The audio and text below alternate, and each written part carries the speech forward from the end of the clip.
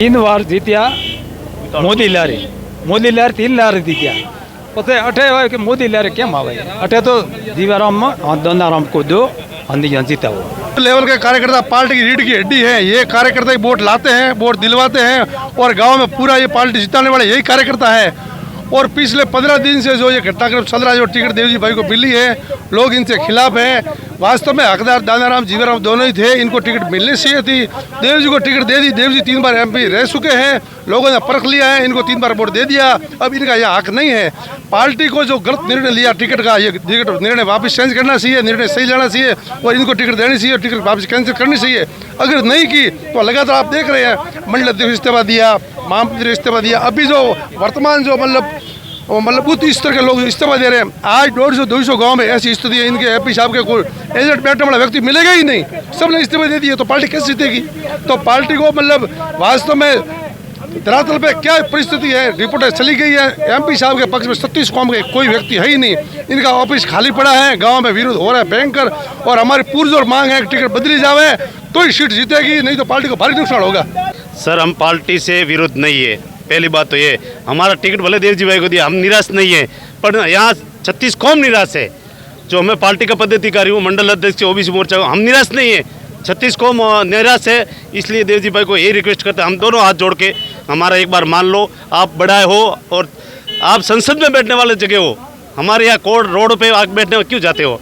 संसद की सीट पर बैठने वाले या रोड पे जाके भीख क्यों मांग रहे हो? ऐसा मत करो। सब हमारा आकर विनती करते हैं, हम 36 कौम नहीं भावा, नहीं तो जीवाराम लड़ेगा, नहीं दानाराम जी लड़ेगा, 36 कौम चुनाव लड़ेगी निर्दलीय।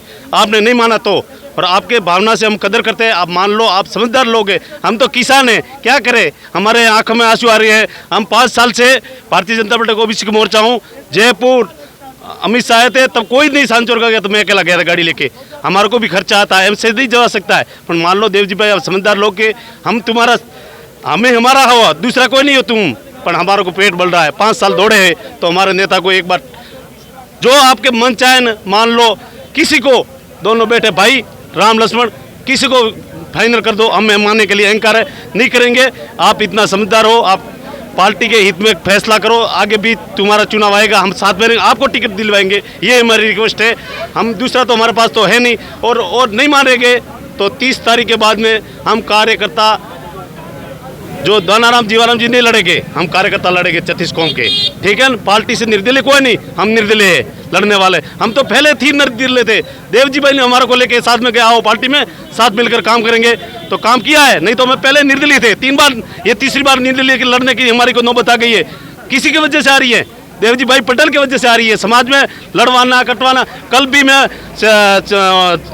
कमालपुरा गया, तो मैंने मुफ्ती को बोला कि आप ऐसे मत बोलो, हम पार्टी के कार्यकर्ता है, हमारी संभावना देखकर मैं गए थे जयपुर, तो हमारे खर्चे से गए थे, तो हमने ये शब्द बोला, तो उसका गुर्गा था कुरमुर हमारे को मारने के लिए तैयार हो गए, ठीक है ना? हमारे भी व्यवस्था में इधर थे समाज चौधरी के, आप चिंता मत करो, हम तुम्हारे साथ है, ऐसा हमारे साथ व्यवहार मत करो। हम आपका आभारी है, हमारी बात मान लो, नहीं माननी है तो तुम्हारे हमारे को मत बोलना कि राम ताराम जी आओ, नरसिंह राम जी आओ, कई लोग हैं, उसको मत बोलना। और जहाँ मैं बोलता हूँ, जहाँ जम बिछाने वाला नहीं मिलेगा। 5 साल काम करना था पहले, तो बाद में टिकट लेके आते हैं तो जनता वोट देती। अब वो काम तो किया नहीं, कोई आया है तो उसको अहंकार से भगा दिया कि तू नहीं बोल सकता, क्यों भी नहीं बोल सकता, उसने वोट दिया है तो काम तो मांगेगा। तो वो तो सांसद साहब ने किया नहीं कभी। 15 साल से जनता को भगा भगा के भेज देते थे, इतना अहंकार है। तो अब जनता वोट कैसे देगी? जनता तो वोट देगी नहीं। टिकट लेके आए हैं, पार्टी ने दिया है, उसका हम कदर करते हैं, लेकिन जो असली हकदार थे वो दानाराम और जीवाराम थे। यहाँ पे धरातल पे काम किया है, हम दोनों में से एक को टिकट देते तो हमें मंजूर था, उसने धरातल पे काम किया है। और सांसद साहब ने धरातल पे एक भी पैसे का कोई विकास बता दे कि ये मेरे काम से हुआ है सांचौर के अंदर, तो हम उसको चर्चा करने के लिए तैयार हैं कि एक भी विकास बता दे कि ये मैंने करवाया है, टाका भी करवाया है कहीं, तो भी बता दे। और मोदी जी और अमित शाह जी को भी सोचना चाहिए कि गरीब जनता है, उसकी आवाज़ बनने के लिए सांसद बनाती है। तो ये लोग तो वहाँ सुनते नहीं है, यहाँ पे जनता की तो सुनते नहीं है।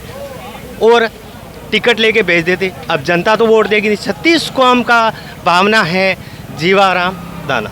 ओके, अपने हासुर में 35 साल से जीवाराम जी सक्रिय नेता है यहाँ पर, और बहुत पहला 5-10 साल यहाँ पर विधायक रह चुके हैं जीवाराम जी। उन्होंने बहुत काम कराया है। अब हमारे 5-7 साल से बीच में दोनाराम भी आया है। दोनाराम जी और जीवाराम जी बहुत सक्रिय नेता है और हर समस्या में गाँव वाले के साथ भी रहते हैं। सकरबंदी चारों में भाई बातें रहते हैं, हर वो सक्रिय रहते हैं। इसीलिए आप टिकट की मांग कर रहे हैं। टिकट की हम मांग कर रहे हैं। और एमपी साहब ने जो इन दोनों के साथ में धोखा किया है, धोखा किया, दोनों टिकट खुद लेकर आए। ये दोनों को बता रहे थे कि हम टिकट आपको दोनों में से किसी को भी, चाहे जीवाराम जी या दोनाराम जी को टिकट देंगे। ऐसे अगर मैं बाद में धोखा करके एक टिकट लेके आया। हमारे पूरी सांचौर की अब आपकी क्या मांग है? क्षेत्र में हमारी मांग है दोनों नेताओं में से एक को टिकट दे।